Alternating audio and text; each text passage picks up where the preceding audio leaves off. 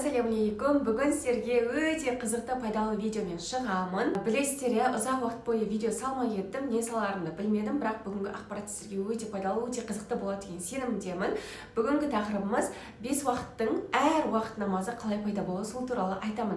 Таң намазы қалай пайда болды, 5 намаз қалай пайда болды, екінді ақшам құптан намаздар қалай пайда болды, соны айтып өтетін боламын. Ал бисмилля, бастайық. Мен информацияны, ақпаратты осы кітаптан алдым. Мың сұрақ деген отбасы хрестоматиясының кітабы, содан ақпаратта жазылған, соқтан алдым, кейін оқып көрсеңіздер болады.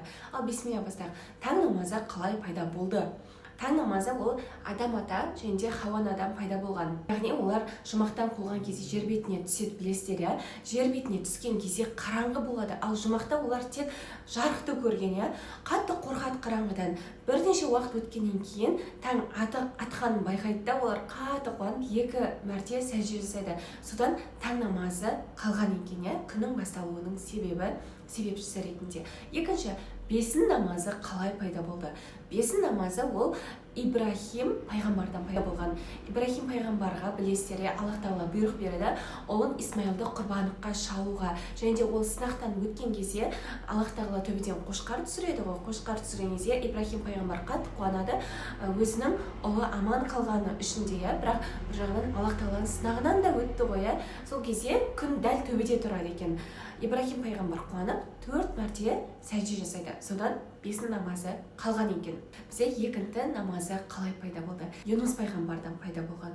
Юнус пайғамбар, білесіздер, киттің ішінде 40 күн жатады ғой. 41-ші күні ол 40 күн бойы киттің ішінде әшейін жатқан жоқ. Аллах Тағаладан кешірім сұрады. 40 күн бойы тәубе жасады. Және де Аллах Тағала оны рухани жоғары дәрежеге көтерді. 41-ші күні киттің ішінен шыққан кезде күн еңкейіп тұр екен. Сол кезде ол қатты қуанады да 4 мәрте сәжде жасайды. Содан екінті намазы пайда болған екен. Келесі, ақшам намазы Иса пайғамбардан пайда болды.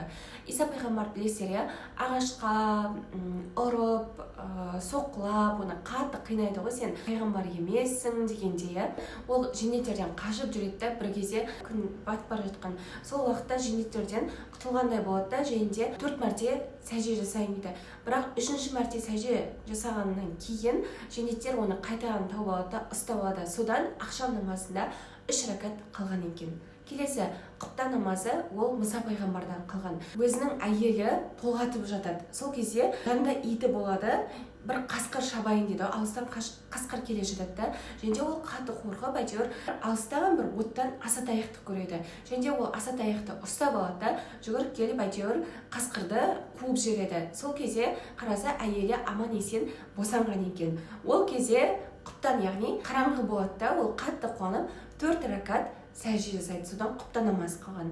Енді құптан намазындағы 3 рәкат үтір намазы қалай пайда болды? Пайғамбарымыз Мұхаммед саллаллаху алейхи ва саллямнан қалған үтір намазы.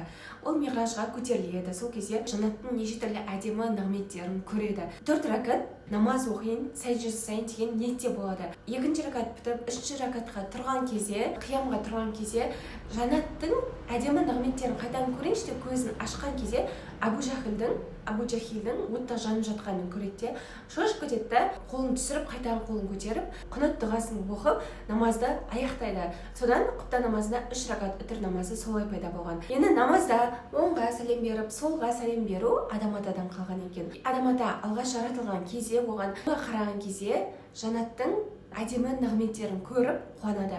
Солға қараған кезде тозақта жүрген пенделерді көріп қатты жылап қорқады. Содан намазда оңға қарау, солға қарау сол оқиғадан қалған екен. Ат-тахият дұғасын білесіздер, ол Мұхаммед пайғамбарымыз саллаллаху алейхи ва саллям мен Жибрил періштенің арасындағы әңгімеден қалған болатын. Енді намаздағы әрбір намазды осындай оқиғамен байланыстырады. Бұл енді кейбіреулер аңыз дейді, кейбіреулер ертегі дейді, кейбіреулер шынайы дейді. Бірақ мен осы кітаптан оқыдым. Бұл кітапты мен кәдімгі діни официальный магазиннен алған тұғымын, және де маған өте қызық болды, сіздермен бөлісейін деген ниетте болдым. Сондықтан да сіздерге пайдалы болады деген ниеттемін. Достарыңызбен бөлісіп қойыңыздар. Баршаларыңызға ассалаумалейкум.